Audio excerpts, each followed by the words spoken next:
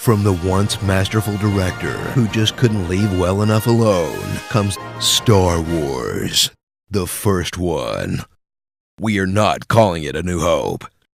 Ride along with some of film's most iconic characters, surrounded by film's most iconic props and designs, in some of the most iconic locations ever, to the point where every single person, place, or thing on screen has at least a 1,000-word Wikipedia article about it. Did you know that these guys are called Jizz Whalers? Whalers.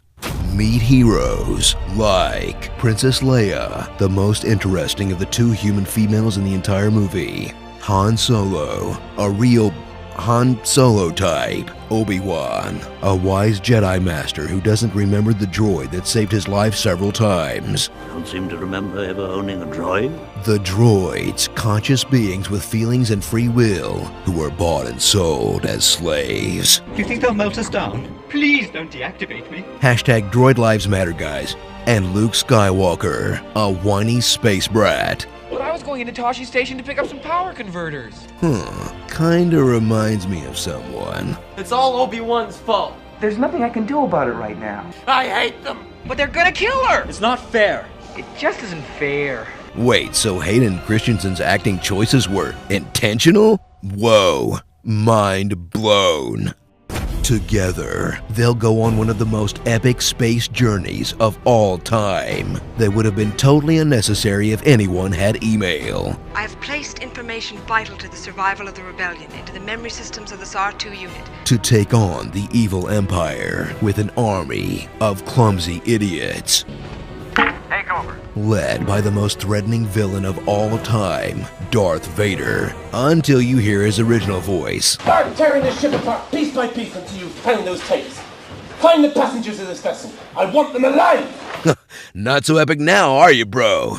Return to a time when technology forced George Lucas to collaborate with other people as he teams up with masters in sound design, score, editing, and practical visual effects to deliver a near-perfect movie that he's made progressively worse with each special edition. Because if there's one thing the original Star Wars wasn't missing, it's poorly rendered, out-of-place CGI animals filling up every square inch of the frame! Dude, come on, get out of the way! Ugh, I can't even see the movie! Relive all the parts your nostalgia goggles keep you from admitting were kinda dumb. Like this guy in a bargain bin werewolf mask, the lightsaber battle where two old geezers gently poke at each other, and the most over-the-top Freudian finale of all time. Luke is the best pushed pilot in the Outer Rim territories. Look at the size of that thing. That came from behind. Should be able to penetrate the outer defense. Almost there. Almost there. It didn't go in. You're all clear, kid. Now let's blow this thing and go home. Luke, at that speed, will you be able to pull out in time? That's what she said.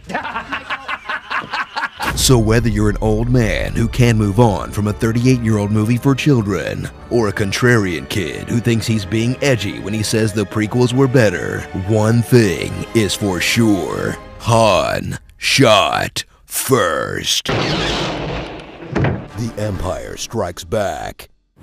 You love the fun-filled space adventure where evil is vanquished and everyone gets a medal. Yay! Now, watch the rebellion get crushed, the comic relief get frozen, and the ultimate evil tell the hero, who's your daddy? I am your father. In a sequel so dark, it's become the lazy shorthand for any time a franchise turns even slightly to the dark side.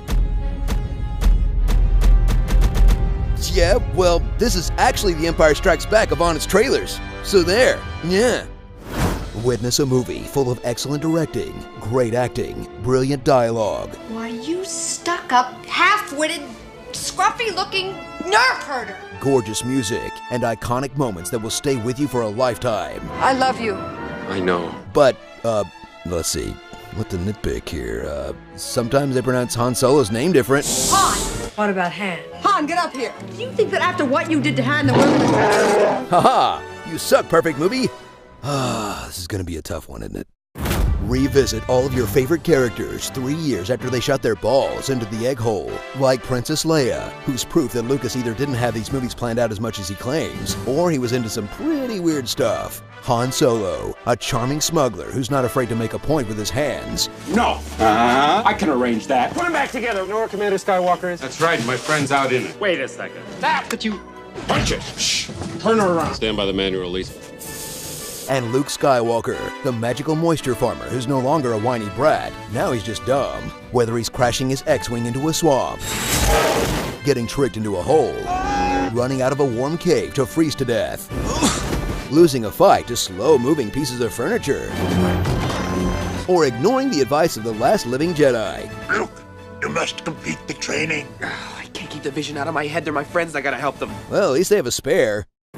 In a world where sequels and reboots coast by on nostalgia alone, enjoy a sequel that takes everything you love about Star Wars and actually builds on it, adding all new worlds like Hoth, a planet made of ice, Dagobah, a planet made of snakes, and Bespin, a planet made of matte paintings, each one of them full of amazing all-new characters, like Lando Calrissian, a gambler who won a mining company in a card game, I think? Boba Fett, the biggest movie badass with the least amount of screen time. And of course Yoda, the Jedi Master who trains Luke in the ancient art of, entering spooky caves, not trying anything. There is no try. And flipping for no reason. Wait a second, these pointless gymnastics remind me of someone. That's where the prequels got all the dumb flipping around from? Whoa, mind blown. So strap in for the Star Wars movie that's so good they barely touched it in the special editions, representing the absolute peak of the franchise when the prequels could still be good. Then we go back 20 years and we do the story of young Darth Vader and the young Alec Guinness character. And in the third film, which precedes Star Wars, you see. Like a prequel. That's right. They had an actual end date in sight. If Lucas makes all 9 episodes, the Force may be around until 2001. And people didn't take these make-believe characters so freaking seriously. Han Solo and Princess Leia and the Wookiee and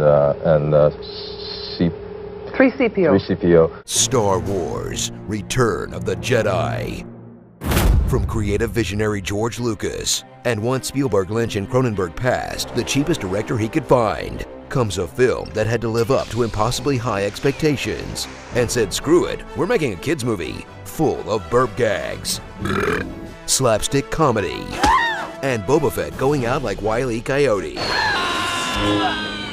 In a finale that's almost silly enough to make you question why your identity is so tied to a soap opera about space wizards.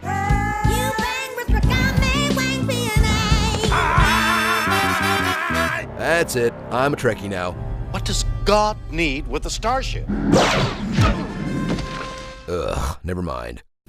All your favorite heroes have returned, like Luke, who's grown from naive farm boy to goth Catholic priest. Han, who was already so over Star Wars, they had him frozen in case he didn't bother to show up. Leia, who's suddenly Luke's sister. I know. Somehow, I've always known. You have? Well, that makes this extra weird then. Plus, an all-new cast of memorable characters, like, her. Salacious Crumb's kind of fun. And, Gronk? Sure, why not? Before there was Jar Jar, the object of fans' blind rage was the Ewoks. A race of cuddly creatures inspired by puppy dogs, bear cubs, and toy sales, who Lucas loved so much they got 2 spin-off movies. 2. That discerning fans hated because there's no way the mighty Empire would struggle against a smaller, poorly armed force. What do you think this is? Vietnam? Afghanistan? Little Big Horn? The American Revolution? The Maori? Ethiopia? Afghanistan? Again? Set aside a special place in hell for Jedi Special Edition that not only adds the same bad CG as the other 2, but tons of crap that's only there to remind you of the prequels, like Gungans, Extra Nose, Hayden Christensen's, and the criminal erasure of the Yub Nub song. An entire generation will grow up with that awful Jedi Rocks number, but never know the brilliance of John Williams' Yub Nub song.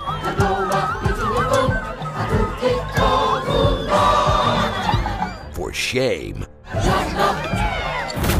So return to Star Wars with Return of the Jedi, a movie that joins Godfather 3, Terminator 3, and Spider-Man 3 in the tradition of meh third installments. that turned an epic about the fate of the galaxy into the Skywalker family drama, cemented the kid-friendly tone of the franchise, and set up Star Wars' long-running love affair with the plot of A New Hope. The battle station. The Emperor's new battle station. The droid control ship. Star Killer Base. A Death Star. We're starting our attack run. Stay alert, we could run out of space real fast. Just hang on!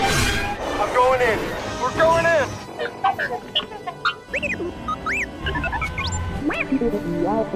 Again, it's like poetry, so if they rhyme, every stanza kind of rhymes with the last one. Hopefully it'll work. Yep, it did. Starring Skywalker's in flight. Pew! Beats by Braid. Starford. Genuine Class. Dog is my co-pilot. Weezer. Porkins, aw, that's just mean. An Oscar and a trash can. Satan. Blue Milk. And Nazis in Space. The Wookiee. 3CPO. Cool hand, Luke. Ray's mom or aunt or something. Hand Pointo. Worst Kinder Egg ever. Adultish Gambino. The dude from the holiday special. The hardest level in the Rogue Squadron N64 game. And Run, Run, Run, Jump. I can be your backpack while you run. My midi-chlorical romance. I've got a bored feeling about this. Sonny D. Williams. Ballsack Forceman. Captain Fetzma. Sister. Ghost Dad. Harmonica Solo. Teddy Suxbin. Nain, this little guy. Parliament Trunkadelic. And Slug Life. Joseph Campbell's Star Wars. As bad as we all want a real lightsaber, let's be realistic. We'd cut off our own hand in a week. The Empire Strikes Back of Star Wars. No! Like father, like son, I guess. No! Star Wars 3, Episode 6 out of 9, possibly 12. Just a word of advice to Daisy Ridley. If you see Lucas talking to the wardrobe department, run. He is the most iconic villain of all time. Now, we'll show him the true power of the dark side.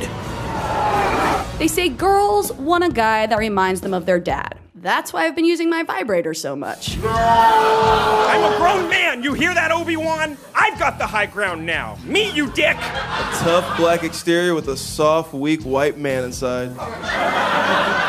You're not a Sith. You're Drake. Screen Junkies presents The Roast of Darth Vader, exclusively on Screen Junkies Plus. Watch now. This sad display is exactly why I watch Star Trek. Live long and prosper, nerds.